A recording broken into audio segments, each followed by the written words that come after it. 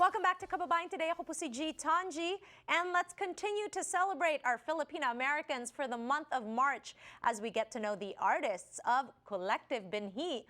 Okay, kasama natin sila. Joining us is the artist and designer of Kollective Binhi, si Marybelle MB, Kapampangan American designer, producer, and culture bearer whose passion is to connect fashion, music, and film to build cultural identity and pride. She's part of Kollective Binhi, also a student of Kulintang, and learned kulitan, the indigenous Kapampangan writing script. Aba, kala ko kulitan eh, yung nagkukulitan lang kayo, hindi pala. At kasama ni Marybelle here on our show, si Diane Valencia, also known as Diane Buko Bomba. Wow, she is a multimedia artist, musician, community organizer, born and raised in LA, but of Bicolano descent. By learning and promoting the ancestral arts as a member of Kollective Binhi, she recreates folk art as a way of reconnecting with her native roots. Welcome to Kababayan Today, ladies. You guys are so cool. Thank you.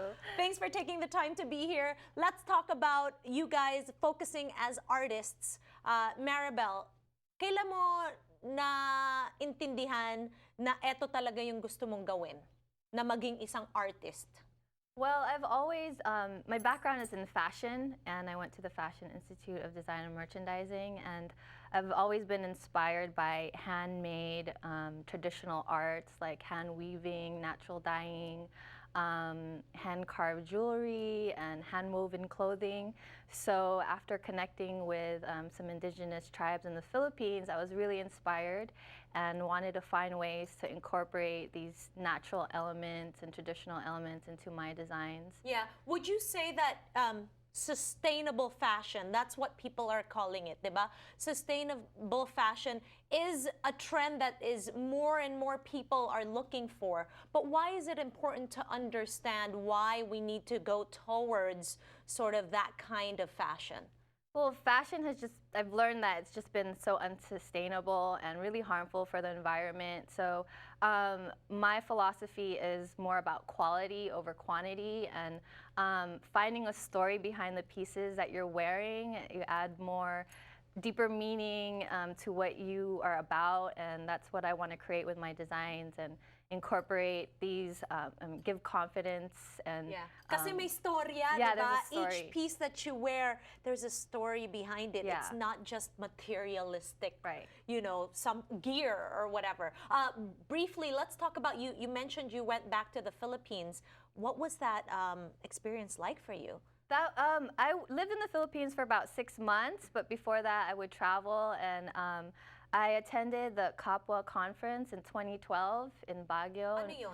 It's a really amazing gathering, a conference that different Katutubo tribes from all over the islands came, even from Mongolia and Thailand, and Native American delegates So everybody came. congregated in Baguio, and you're Pinay in your land. I'm sure that was a powerful experience. It was amazing. It was life-changing. It was inspiring, and I really got to hear firsthand about like the common struggles that our Katutubo from all over the world have to go through. And we need to talk about that, the nomads, right? That's a big issue. Diane, let's talk about you naman. You grew up here in LA. Pinay na Pinay pa rin. How do you keep the culture intact? Yeah, for me, I grew up curious about, you know, what is my roots. And for me, I grew up in a Bicolano household, and so did you have lots of laing growing up? Laing? Yeah, Bicolano yun? Yeah, Bicol Express, Oh, yeah. masarap. Okay. So let's talk about you being, deciding to sort of become an artist. I've seen you in various events in the Filipino community. You're wearing your goggles, you know, and you're doing pyroglyphic? Yeah, is that pyrography. It's okay, wood burning. That's a big word, mga kababayan, okay? Pakinggan natin kung ano talagang ibig sabihin nun. Okay, this is what you do.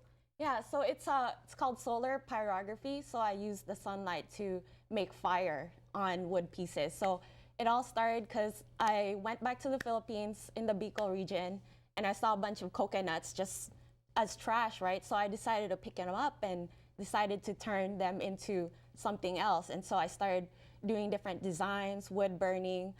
So a lot of my designs, I like to do a lot of ancient symbols. So like batok, people don't realize like throughout the islands, the Philippines, we also had different tattooing. And also we had a lot of also script, ancient script, not just in the Tagalog region, but also in Bicol. We also had ancient writing as well. So I like to revive a lot of ancient symbols or even storytelling. You know what? I can learn so much from the two of you. Like, you're so knowledgeable about, considering that you grew up here in America. It's really inspiring to hear that you're so in touch with your culture and your roots. How do you learn how to do that, Diane? Did you have to go to school for that, or? No, well, you know, Marybelle showed me how to make fire out of a magnifying glass, and then another friend gave me a crystal ball. And so I'm more like a DIY artist. I'm not classically trained. I didn't go to art school. So a lot of the materials that I make, like the parol, it's all something that I learned from my parents, or just kind of experimentation of different trash that I turn into art. O, di especially ba? natural Parang material. basura, biglang art na siya, di ba? Okay, let's talk about this recent experience that you had at the Mohair X. What was that like? Yeah, it was an all-women's art music festival, Viva la Mujer, for International Women's Day.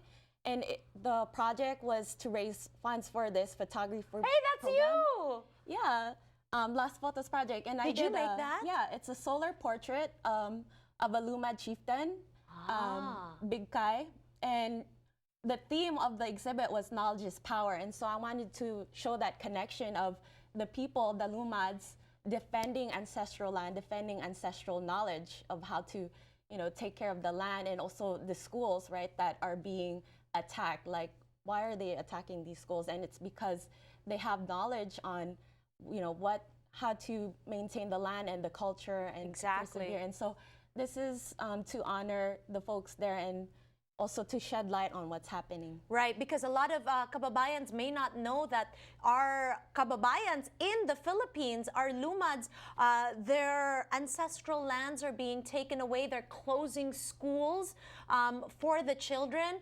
And where do we learn culture at a young age? It's in the schools, right? So when we return, we'll find out more about Kollective Binhi and the collaboration that these women have. We'll be right back.